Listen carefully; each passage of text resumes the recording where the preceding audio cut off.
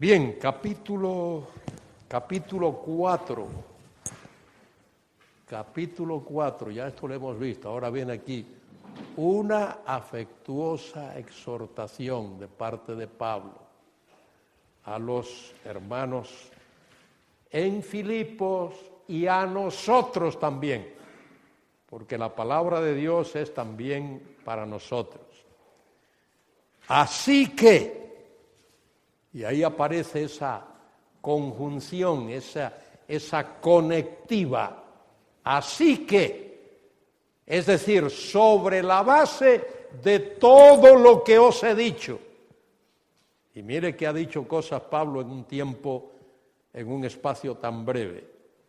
Comienza hablando de los filipenses, saludándoles a los obispos y diáconos, a los hermanos, que ora por ellos, que le echa de menos y que él está padeciendo en la cárcel, pero que no se avergüenza de padecer allí en las prisiones, porque para él el vivir es Cristo y el morir es ganancia.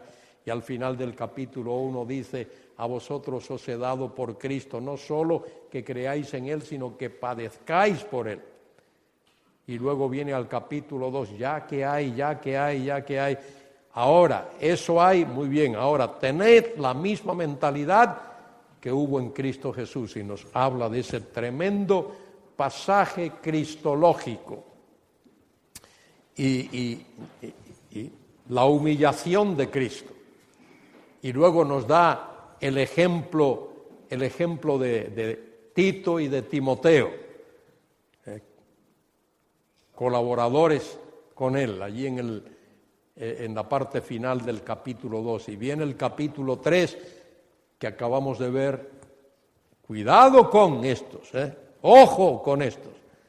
Y nos habla de los privilegios que él tuvo en el ámbito humano y cómo él todo eso renunció a ello gustosamente por un objetivo: ganar a Cristo. Y todo aquello que antes era ganancia ahora lo tiene por basura. Es pérdida en un sentido, pero en otro es ganancia, porque ha ganado a Cristo. Y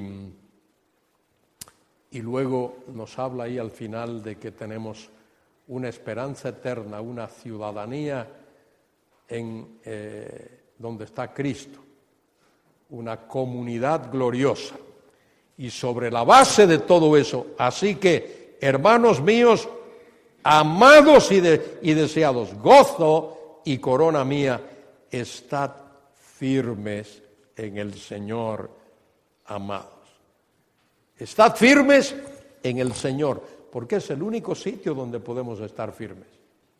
Es en el Señor. Es un dativo de esfera ahí. Estad firmes en el Señor. Y ahora va a cuestiones puntuales. Ruego a Evodia y a Síntique que sean de un mismo sentir en el Señor. Mire, Pablo era un perfecto caballero, pero Pablo era muy cauteloso también. No lo observáis bien en la Biblia en castellano, pero dice en el versículo 2, ruego a Evodia y a Síntique, dos mujeres, a ellas Pablo les ruega que sean de un mismo sentir en el Señor, porque en el Señor podían ser de un mismo sentir. Fuera del Señor iban a estar peleándose.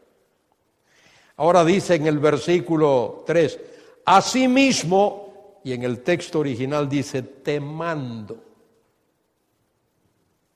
Pablo al hombre, al pastor, le manda, a las mujeres les ruega. Pablo sabía hacer las cosas. Te mando también a ti, dice, compañero fiel, que ayudes a estas que combatieron juntamente conmigo en el Evangelio con Clemente también y los demás colaboradores míos, cuyos nombres están en el libro de la vida. Fíjese lo que Pablo dice ahí. Le pide al pastor o le manda al pastor que ayude a estas. Esa palabrita, estas, es un pronombre relativo, plural, femenino, que se refiere ¿a qué? A Evodia y a Síntique. De manera que Evodia y Síntique, cuando Pablo estuvo allí en Filipos, formaban parte del equipo evangelístico de Pablo. Se convirtieron allí y dice Pablo, de Evodia y de Síntique, combatieron juntamente conmigo en el Evangelio. Combatieron. No sé si lo sabes o no, pero en este mundo estamos en una guerra espiritual. El diablo no nos da tregua. Estamos en una guerra espiritual. En Efesios 6 creo que Pablo dice que no tenemos lucha contra carne ni sangre, sino contra principados, contra potestades, autoridades en las esferas celestes. Y por lo tanto tenemos que vestirnos de toda la armadura de Dios. Estamos en guerra espiritual, porque estamos en territorio enemigo. El diablo reclama este territorio donde estamos como suyo. No sé, quizá, una sugerencia. Lo primero que Dios creó fue los ángeles. Los ángeles fueron creados por Dios individualmente. Cada ángel es un ser individual, no hay parentesco entre ángel y ángel. Y después de haber creado a los ángeles, tuvo lugar la rebelión de Satanás. Y digo quizá, es una sugerencia, Dios creó la tierra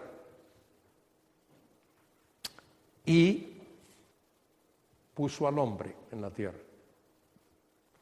Y quizá, otra vez digo, esta tierra sea el campo de batalla entre Dios y Satanás. Aquí, en este mundo, se está librando la gran batalla entre Dios y Satanás. Satanás reclama soberanía en este mundo, sobre este mundo. Y Dios dice, no, yo soy el único soberano. Y está en esta gran batalla. Y todo lo que la Biblia nos enseña, de Génesis hasta Apocalipsis,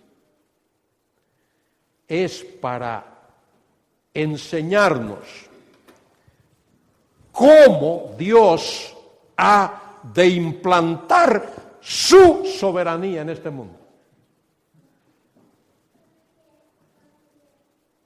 Y por eso, ¿cómo comienza la Biblia? Que al principio creó Dios los cielos y la tierra. ¿Y cómo termina la Biblia? He aquí yo hago nuevos cielos y una nueva tierra. Casi termina como comienza. Y la nueva tierra será ya donde no habrá pecado ni habrá injusticia. La nueva tierra será el sitio donde morará la justicia. Y la gloria de Cristo será vista. La gloria del Señor será exhibida. Y cuando dice la Biblia allí en Hebreos 1 que Él es el heredero de todo, es eso, es su reino universal y perfecto. Muy bien, solo una sugerencia acerca de eso. Dice ahí cuyos nombres están en el libro de la vida. Esto también aparece por Apocalipsis 3:5 por ahí. El Señor dice allí a una iglesia: no borraré su nombre del libro de la vida. ¿Os acordáis de ese texto? Dice así, Apocalipsis 3:5 por ahí. ¿O no? Sí. Y de ahí se agarran algunos para enseñar que la salvación puede perderse. Porque dice allí: no borraré su nombre del libro de la vida. Bueno, eso enseñar que la salvación se pierde sobre la base de ese versículo es una hermenéutica defectuosa. ¿Por qué? Por varias razones. En primer lugar, el texto de Apocalipsis 3 dice: no borraré su nombre del libro de la vida. Es decir, ¿quién dice esas palabras? El que inscribió el nombre. El que inscribió el nombre dice que no lo va a borrar. Y eso debía de ser suficiente. El único que puede borrarlo dice que no lo va a borrar. Y eso debía ser suficiente. Pero algunos son como la vaca. Cuando la vaca dice me paso y la mujer me caso, se pasa la vaca y se casa la mujer. Y no hay quien se lo impida. Y algunos quieren encontrar petróleo donde no hay petróleo.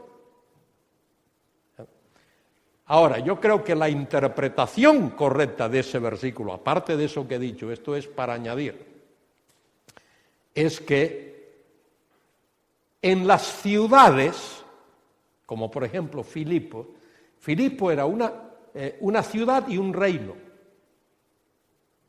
Era una ciudad y era una nación. El que nacía y vivía en Filipos era ciudadano de Filipo. ¿De acuerdo? Así es. Y en la ciudad tenían un registro. Hoy le llamamos padrón, un empadronamiento, un registro. Y allí estaban los nombres de todos los ciudadanos de Filipos, estaban inscritos allí. Cuando un ciudadano de Filipos moría, ¿qué ocurría? Su nombre era borrado del libro. ¿Por qué? Porque murió. Entonces su nombre era borrado.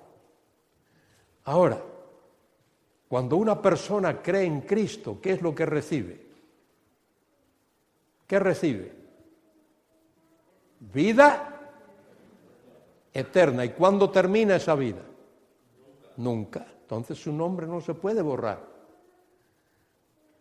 Esa es la idea ahí. Su nombre no se puede borrar porque esa persona ha recibido el regalo de la vida eterna. Eso es lo que Cristo quiso decir en San Juan 5:24. De cierto os digo, que el que oye mi palabra y cree al que me envió, tiene vida eterna. Y no vendrá a condenación, sino que ha pasado de muerte a vida. Entonces puedes dormir tranquilo. Nadie va a borrar tu nombre del libro de la vida. Puedes dormir tranquilo. Nadie te va a quitar tu salvación. Es el regalo de Dios. Por la fe en la persona de Jesucristo. No por obras, para que nadie se gloríe. Muy bien, Pablo sobre esa base dice a estos hermanos y a nosotros, versículo 4, regocijaos en el Señor. Ahí está otra vez la palabrita. Es la cuarta vez que aparece en Filipenses. Siempre, otra vez digo, regocijaos. ¿Por qué podemos regocijarnos? Podemos regocijarnos sobre la base de todo lo que Dios ha hecho por nosotros, desde el momento en que nos salvó. Y ahora Pablo va a dar ciertas directrices aquí, muy importantes. Exhortación a vivir gozosos y ser amables. Versículo 4, regocijaos en el Señor siempre. Versículo 5, vuestra gentileza. La amabilidad debe ser sincera. La convicción de la presencia del Señor no debe faltar. Dice allí, vuestra gentileza, vuestra dulce razonabilidad. Ser dulcemente razonable con otros. Vuestra gentileza sea conocida de todos los hombres. El Señor está cerca. Cuando dice ahí el Señor está cerca, probablemente no se refiera a la venida del Señor, sino a la presencia del Señor. El hecho de que Él está siempre con nosotros. Él está ahí siempre. No te dejaré, no te desampararé. Cuando Él mandó a sus discípulos a evangelizar, id a todas las naciones y haced discípulos, bautizándolos en el nombre del Padre, del Hijo y del Espíritu Santo, enseñándoles que guarden todas las cosas que os he mandado, y he aquí, yo estoy con vosotros. Él no solo nos manda, Él va con nosotros. Y luego, por nada estéis afanosos, preocupados. La exhortación a orar siempre en lugar de afanarse y angustiarse. Algunos dicen, ¿para qué orar si puedo angustiarme y puedo? Es al revés. ¿Por qué angustiarte? ¿Por qué afanarte si puedes orar? Algunos lo invierten. No debemos de invertirlo. Es una exhortación. Por nada estéis afanosos. Sino sean, dice ahí, sean conocidas. Mejor traducido sería, sean dadas a conocer. Es una voz pasiva. Sean dadas a conocer. Vuestras peticiones delante de Dios en toda oración y ruego con acción de gracias. ¿Qué os llama la atención ahí? Con acciones de gracias. Muy bien, ¿qué más? Gracias. ¿Qué más? Para nosotros, la mayoría de nosotros, orar es orar. Y orar es así. Padre, gracias, pero mira, Padre, te pedimos, y tal, Señor, y te pedimos, y todo es pedir y pedir y pedir y pedir y pedir. Somos unos pedigüeños, siempre estamos pidiendo. Pero mire lo que dice el texto. Mire, sean conocidas vuestras peticiones. Eso tiene que ver con orar. Peticiones tiene que ver con interceder. Peticiones. Delante de Dios, en toda oración. Mire, peticiones, oración y ruego, ya son 3 cosas. Y acción de gracias es otra cosa. 4 cosas hay ahí implicadas en la oración. La palabra oración, lo que es en sí oración, la palabrita es proskinei, y proskinei tiene que ver con doblar las rodillas. Esa palabrita implica adorar. Cuando habla ahí de oración, proskinei, doblar las rodillas, adorar. Y cuando el Señor enseñó la oración modelo aquella de Mateo 6, ahí el Señor nos bosqueja cómo debemos de orar. ¿Cómo comienza la oración? Padre nuestro. Fíjese, Padre nuestro. Padre habla de dependencia. El niño depende del padre. Ayer Sofía que se pilló el dedito allí enseguida, a la mamá, al papá, porque el niño depende. Padre nuestro. Cuando dice la Escritura que estás en los cielos, eso habla de la soberanía de Dios. Dios está en los cielos, pero es el soberano, es Dios de cielos y tierra. Y fíjese, hasta ahí no ha habido petición, ahí ha habido exaltación. Santificado sea tu nombre, reconocimiento de los atributos de Dios. Primero de ellos, la santidad. Sí, así es como debemos de orar. Venga a nosotros tu reino. Venga a nosotros tu reino. Entre paréntesis, la Biblia nunca habla de que el reino entra en uno. No hay ningún sitio en la Biblia que hable de que el reino entra en uno. Cuando dice allí en Lucas 17, el Señor le dice a aquellos fariseos que querían matarlo, el reino en vosotros está, en mí. La idea es, depende de vosotros. En vosotros está, en vuestras manos está, que se establezca o no se establezca el reino, si os arrepentís.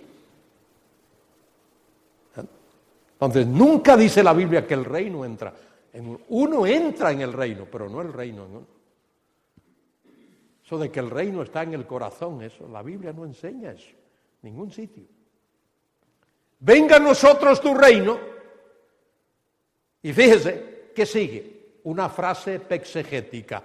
Hágase tu voluntad en la tierra, así como en el cielo. Cuando el reino venga, la voluntad de Dios se va a hacer en la tierra exactamente igual que en el cielo. Entonces, ¿está el reino ahora mismo aquí? Si el reino estuviese ya aquí, tendríamos que quitar todos los pestillos de las puertas, dormir con puertas y ventanas abiertas. No tendríamos necesidad de policías, ni de guardias civiles, ni de policía secreta, ni nada, desde el reino. Cuando el reino exista en la tierra, ¿sabe lo que dice Apocalipsis 20? Que Satanás va a estar, ¿cómo? Atado. Y los que creen que ahora mismo estamos en el reino, admiten eso. Y dicen, bueno, sí, está atado, pero tiene una cadena muy larga. Está atado con una cadena muy larga. En algún modo está aún en Cristo, ¿no? La destitución del reino, del control de Satanás sobre el mundo, el cambio que hubo desde que Cristo vino, hubo un cambio de algún modo. ¿Hay algo que retiene la obra satánica? ¿En qué sentido está el reino? No, tú dices que de algún modo está. Quiero entender que de algún modo el reino de Dios está sobre la tierra, ¿no? A través del Evangelio hay algún modo en el cual está manifestándose. Si tú me enseñas el libro, el capítulo y el versículo, lo quiero ver. Sí. Hay un sentido en el cual la soberanía, el gobierno de Dios se manifiesta en el mundo. Pero aún en medio de eso, por ejemplo, el reino, voy a decir mejor la autoridad de Dios, porque la palabra reino tiene una variedad de usos en la Biblia. El reino eterno no es lo mismo que el reino mesiánico, ni es lo mismo que el reino, que la monarquía de Israel. Entonces hay varios usos. Pero la soberanía de Dios se manifiesta, por ejemplo, fíjate, en el gobierno civil. Por eso existe el gobierno civil. Y por eso dice la Biblia, toda alma se someta a las potestades superiores, porque no hay potestad sino de Dios. Dice en Romanos capítulo 13. Entonces ahí se manifiesta, ahí hay un aspecto de la soberanía de Dios, pero tú y yo sabemos que existen problemas. en los gobiernos. Ahora mismo en España estamos luchando con el problema de fraude y de todo ese tipo de cosas y de injusticia y de todo. Pero de alguna manera ahí se manifiesta la soberanía de Dios. Otro sentido en el cual se manifiesta la soberanía de Dios es en el hogar. El hombre debe de ser cabeza del hogar. Eso es una manifestación de la soberanía de Dios. Pero ¿en cuántos hogares hay problemas? Tú no conoces ninguno donde...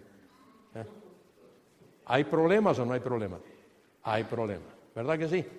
Fíjate, otra manifestación de la soberanía de Dios es en la iglesia. Por eso hay pastores y ancianos. Pero ¿hay problemas en las iglesias? Seguro que hay. ¿Te das cuenta? Y otra manifestación de la soberanía de Dios es en el ramo de lo laboral. Hay empresas, patronos y hay empleados. ¿Hay problemas ahí o no hay? ¿Todas las empresas marchan viento en popa y a toda vela? No, hay problemas. Entonces, esas son manifestaciones de la soberanía de Dios. Pero cuando el Señor está orando, dice: venga a nosotros tu reino, hágase tu voluntad en la tierra como en el cielo. Está hablando de una manifestación concreta, específica del reino de Dios. Cuando en la tierra la voluntad de Dios será hecha. Habrá justicia en la tierra, que ahora no hay. Habrá paz en la tierra, que ahora no hay. Habrá santidad en la tierra, que ahora no hay. La gloria de Dios será vista en la tierra, que ahora no se ve. Ahora lo que se ve es inmoralidad. ¿Qué están aprobando los gobiernos ahora mismo? Que la unión de personas del mismo sexo es perfectamente bien, que es preferencia sexual, que eso es legal, que eso está bien, que eso y es en todas las naciones. En Estados Unidos, donde eso ni soñarlo, ya el presidente declaró que él está a favor de la unión de homosexuales. Entonces, una cosa es idealizar, querido hermano. A ti y a mí nos gustaría pensar que hay una manifestación del reino de Dios en este mundo. Y en un sentido, la Iglesia podría representar eso. Pero, como tú mismo me lo has dicho, y como tú y yo lo sabemos, hay serios problemas en las iglesias, en todas las iglesias. En mi ciudad, en Vigo, hay iglesias con problemas, en los pueblos, en los alrededores, y en el resto de España igual, también por allá, por vuestra tierra, también, por todos los sitios. Entonces, ni siquiera en la iglesia hay la paz que el reino manifiesta. Esa es la cuestión. Entonces, hay un reino eterno, Dios es rey eterno, Él siempre ha reinado, lo dicen los salmos, pero habrá un reino del Mesías en la tierra, y ese reino durará 1000 años, y durante esos 1000 años habrá perfecta paz en la tierra. Es más, lo más parecido al cielo va a ser el milenio, donde no va a haber enfermedad, no va a haber hambre, no va a haber injusticias, porque el Rey de Justicia estará ahí. Eso es lo que... Bien, ¿alguna pregunta más acerca de eso? Yo sé que esto para algunos es problemático. Dios hace una oferta sincera, aunque Dios sabe que la persona a la que le hace la oferta no va a aceptar. Como por ejemplo, Dios puede ofrecer la salvación a alguien que no va a aceptar la salvación, pero Dios honestamente le ofrece la salvación. Entonces, cuando Cristo vino, ¿qué fue lo que predicó Juan? Mateo 3:17, arrepentíos porque el reino de los cielos se ha acercado. No se ha establecido, se ha acercado. Cristo predicó la misma cosa, Mateo 4:2, arrepentíos porque el rey, Mateo 4:17, arrepentíos porque el reino de los cielos se ha acercado. Y los apóstoles predicaron el mismo mensaje, Mateo 10:7, arrepentíos, que el reino se ha acercado. Y cuando Cristo hizo su entrada en Jerusalén, Mateo 21:5, ¿qué dice allí? A la hija de Sión, que le dice: he aquí tu rey viene a ti, manso, humilde. Si Israel se hubiese arrepentido durante 24 horas, el reino hubiese sido establecido. Porque esa es la condición, que haya un arrepentimiento. Pero el pueblo representado en el Sanedrín dijo que no. A este no lo queremos, no queremos que este reine sobre nosotros. Y debido a ese rechazo, el reino fue pospuesto. La promesa del reino permanece, solo que ha sido pospuesto hasta el día cuando el remanente de esa nación mire al Mesías y lo reciba y le pida perdón.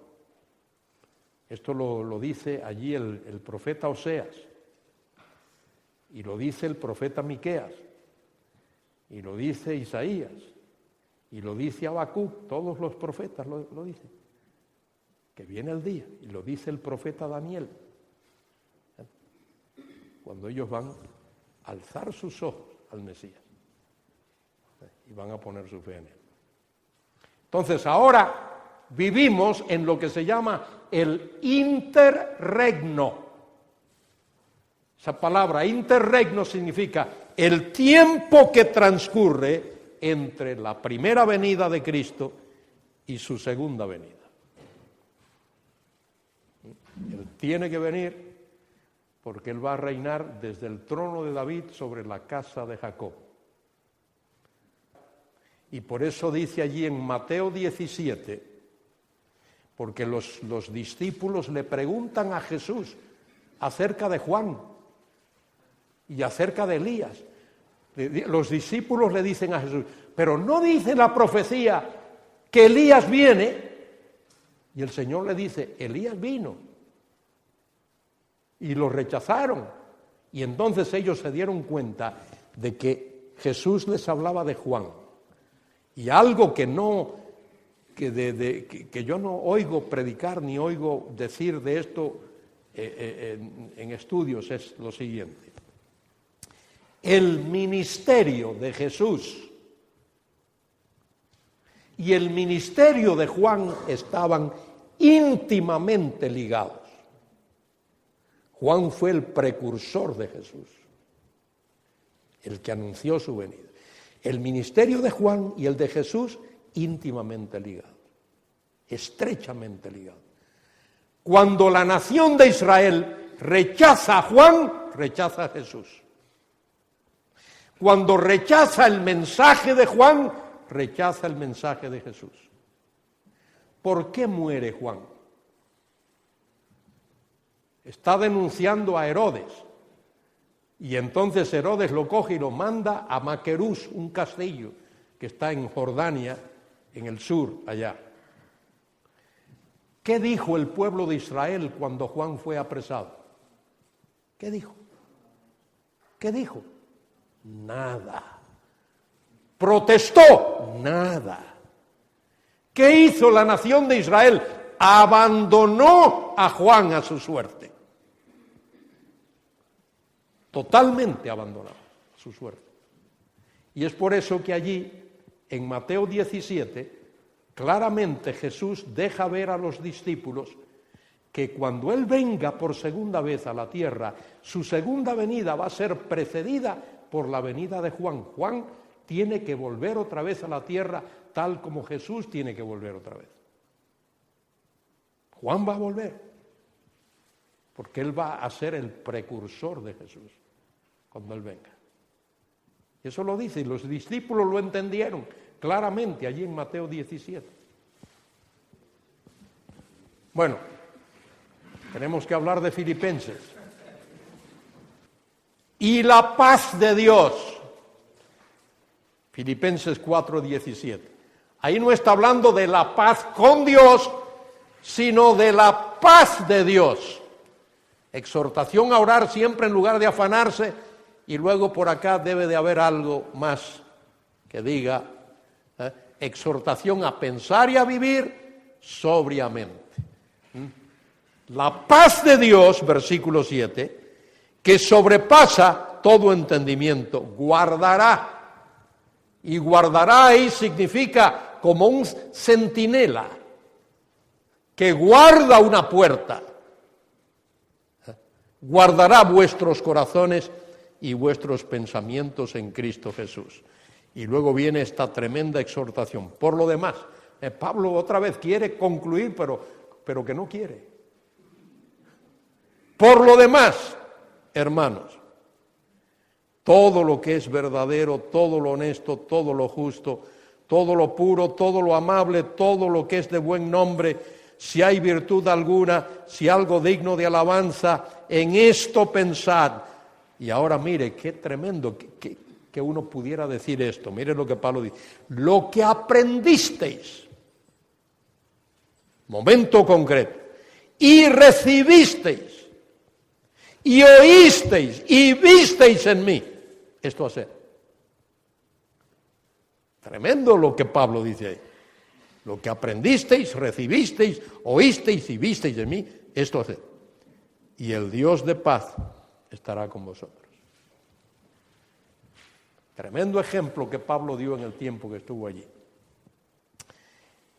Y luego, esta última parte de la epístola también tiene tremendas enseñanzas. En gran manera me gocé en el Señor de que ya al fin habéis revivido vuestro cuidado de mí, de lo cual también estabais solícitos, pero os faltaba oportunidad. No lo digo porque tenga escasez, pues he aprendido a contentarme cualquiera que sea mi situación. ¿Nos contentamos nosotros? Hoy día queremos tenerlo todo. Y queremos que todo sea con el mando a distancia. Allá, mando a distancia, todo. Pablo que lo tuvo todo. Fortuna, prestigio, relaciones, educación, todo lo que un ser humano, y lo metió todo en un saco, fuera, por amor de Cristo y para ser hallado en Él, y por su plena identidad. Sé vivir humildemente y tener abundancia. En todo y por todo estoy enseñado. Así, para estar saciado como para tener hambre. Así, para tener abundancia como para padecer necesidad. Dicen en tu Biblia y en la mía, todo lo puedo en Cristo que me fortalece. En el texto, todo lo puedo en aquel que constantemente me está fortaleciendo. Sin embargo, bien hicisteis en participar, mire la palabra participar, koinonia, participar conmigo en mi tribulación. Y sabéis también vosotros, oh filipenses, que al principio de la predicación del Evangelio, cuando partí de Macedonia, ninguna iglesia participó conmigo en razón de dar y recibir, sino vosotros solos. Pues aún a Tesalónica me enviasteis una y otra vez para mis necesidades. Pablo no se olvidaba de eso. Pablo no se olvidaba, como nosotros muchas veces nos olvidamos de aquellos que nos extienden la mano. Pues aún a Tesalónica me enviasteis una y otra vez para mis necesidades. No es que busque dádivas, sino que busco fruto que abunde en vuestra cuenta. Pero todo lo he recibido y tengo abundancia, estoy lleno, habiendo recibido de Epafrodito lo que enviasteis, olor fragante, sacrificio acepto, agradable a Dios. Y miren lo que Pablo está diciéndole ahí a los filipenses. Vosotros suplisteis una necesidad. Una. Enviaron aquella generosa ofrenda. Suplieron una necesidad en la vida de Pablo. Ahora mire lo que dice el versículo 19. Mi Dios pues suplirá todo lo que os falta. Vosotros suplisteis una necesidad para mí. Dios va a suplir todas vuestras necesidades. Estoy lleno, dice allí en el versículo 18, habiendo recibido de Epafrodito lo que enviasteis, olor fragante, sacrificio acepto, agradable a Dios. Y Pablo está utilizando ahí vocabulario litúrgico, como una ofrenda, como un perfume. Mi Dios pues suplirá todo lo que os falta, mire, conforme a.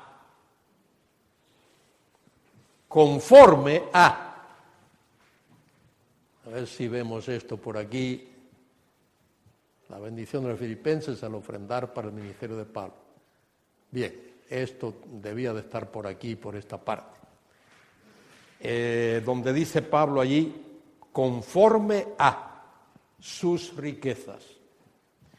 Y aquí es donde ayuda a entender un poquito del idioma del Nuevo Testamento, del griego. La palabra conforme a es una preposición kata, en conformidad con. Eso contrasta con otra preposición griega que es ek. Ek significa de.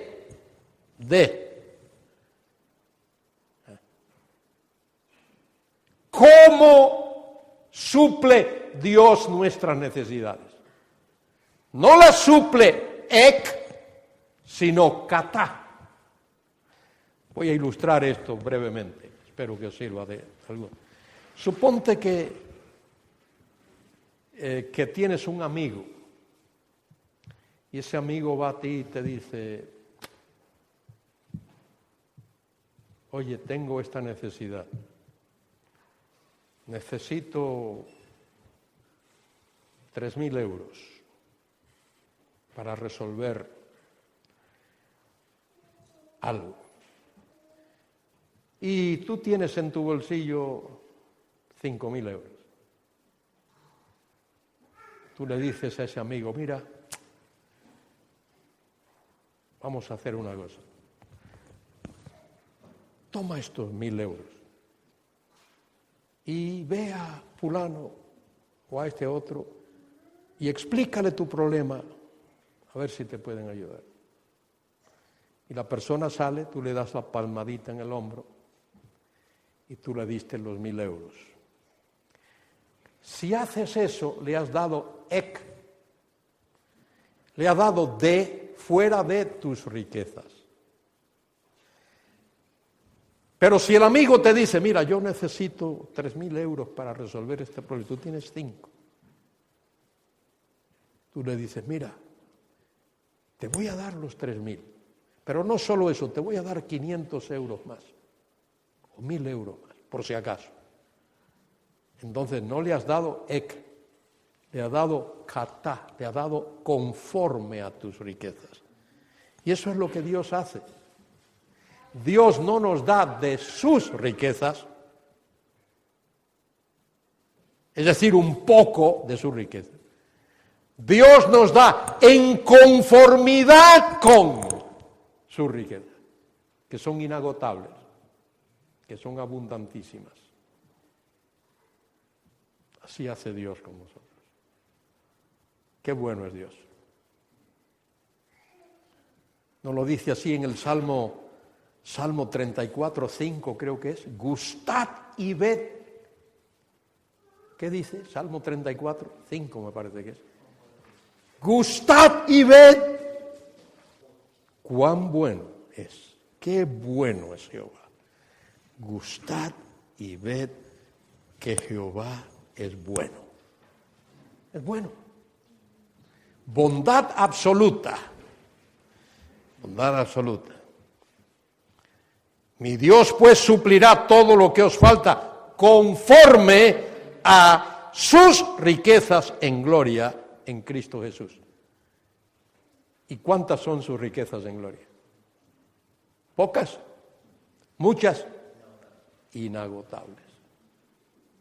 Y es por Cristo Jesús, a través de Cristo. Y Pablo dice allí, al Dios y Padre nuestro, sea gloria por los siglos de los siglos. Amén. Y Pablo hasta, no solo las introducciones, sino hasta los saludos de Pablo al final. Fíjese qué saludo. Saludad a todos los santos en Cristo Jesús. Los hermanos que están conmigo os saludan. Todos los santos os saludan. Y especialmente los de la casa de César. Aquella guardia pretoriana que ha estado custodiando a Pablo allí. Aquella guardia pretoriana. Esos también oyeron el Evangelio. La gracia de nuestro Señor Jesucristo sea con todos vosotros. Amén. Preciosa epístola. Hay que estudiarla y hay que predicarla, exponerla, no un trocito, no un versículo hoy y otro el año que viene y otro. Así es como la gente, los pastores predican la Biblia. Es como aquel que recibe una carta del familiar que está allá en la Argentina, en Buenos Aires, en Uruguay, por allá, o en Paraguay, y mira qué cartita tan guay del Paraguay, a ver qué dice. Y se lee solo el primer párrafo, y la guarda, y al año siguiente, a ver aquella cartita que recibí de allá de Guay del Paraguay, a ver qué dice, y lee otro parrafito. Así es como leemos. ¿Cómo leemos las cartas que nos envían? De principio a fin. Y si es de la novia o del novio, más de una vez al día. Pues así debemos de predicar la palabra. Debemos de predicarla toda, versículo por versículo,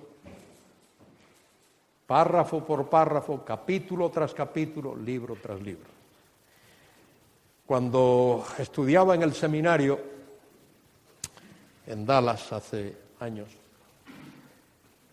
asistíamos a la primera iglesia bautista de Dallas, una iglesia grande. El pastor era un tremendo predicador y nos contó una vez que él, cuando comenzó a pastorear aquella iglesia, sus amigos le decían, de apellido Criswell,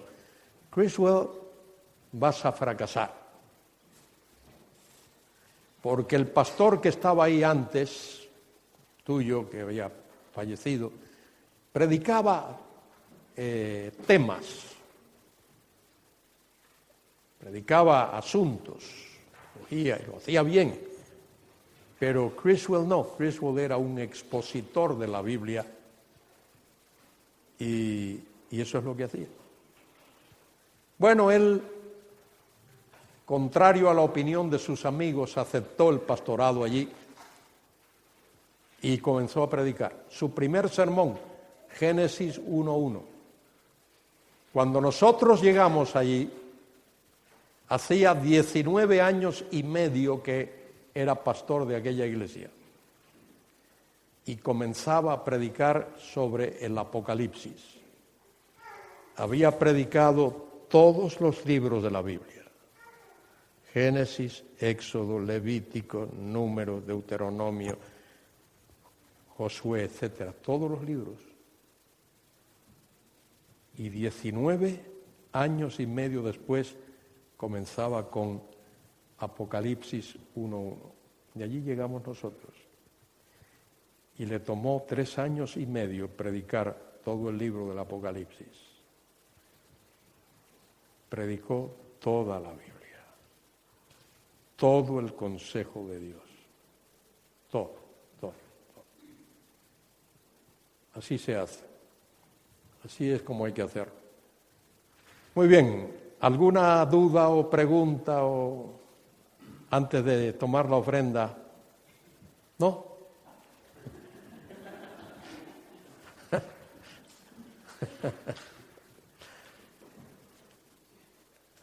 Algunos ya se asustaron, caramba. No me lo esperaba. ¿Alguna duda o pregunta? Ahora, luego no me hagáis preguntas.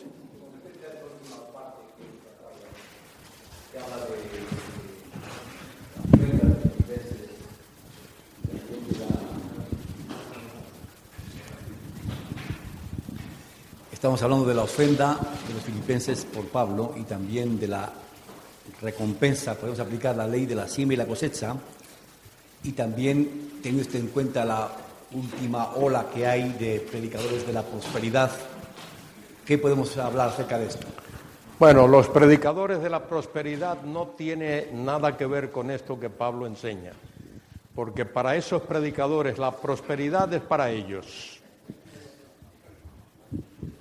Esos no son predicadores, son desplumadores. Esos no van a la oveja por la lana para trasquilarlos. Y yo francamente eso lo detesto, no quiero saber de eso, y lo que siento mucho es que haya tantos cristianos incautos que le creen y siguen a estas personas. Eso es lo que me duele. Esos predicadores de la prosperidad, fíjese, para que usted vea en las cosas en las que se basan. Dice que es la voluntad de Dios que los cristianos, principalmente los pastores, sean ricos. Sean ricos. ¿Y por qué? Bueno, pues que Cristo fue rico. Fíjese si fue rico, que vestía ropa hecha a la medida, porque tenía una túnica que le hicieron. Pero, pues, Señor, ¿será posible? Y Cristo era rico porque tenía una casa grande, porque si no, cuando aquellos 4 discípulos fueron allí, él no pudo haberle dicho, venid y quedaos conmigo esta noche. Eso no es no entender la Biblia, porque dormían en una sola habitación y ponían su manta allí dormían.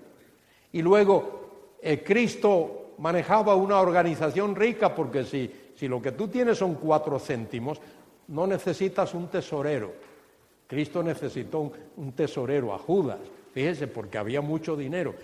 Esas son los argumentos que usan con esa gente incauta que va tras esos sinvergüenzas. Muy bien, ¿alguna otra sugerencia o aclaración? Quiero que sepáis que a esas personas no aprecio nada lo que ellos hacen, y no ataco la persona, ataco sus métodos. Igual que ayer creo que mencioné algo de los psicólogos, son buenísimas personas, solo que no creo que ese es el método que debemos de usar. ¿Algo más? Nada más. Cuando dice regocijaos en el Señor siempre, estamos consigo regocijaos. A la persona que está pasando por pruebas y sufrimientos, ¿cuál es el equilibrio de ese versículo? Bueno, la persona que está pasando por pruebas y sufrimientos necesita más que nadie el gozo del Señor en su vida. Y es interesante, mira, que a veces uno va a animar a alguien que está pasando por pruebas y uno sale animado. A veces he ido a visitar a un enfermo o enferma y en lugar de darle yo ánimo, esa persona me ha dado ánimo a mí. Y lo que Pablo está hablando ahí, honestamente, es el gozo, ese en el griego el jará o chará. Ese gozo depende de relación con Dios.